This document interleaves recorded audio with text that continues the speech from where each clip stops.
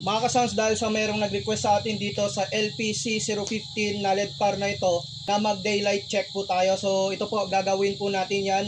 Pa nag-order pala kayo nito, bali 2 piraso na yung ma-order po ninyo dito sa LPC 015 PT4 bulbs. So kada bulb po niya is nasa 3 watts RGB full colors. Ito yung kulay red, kulay green, at saka yung color blue. So yung kanyang RGB combination, color white.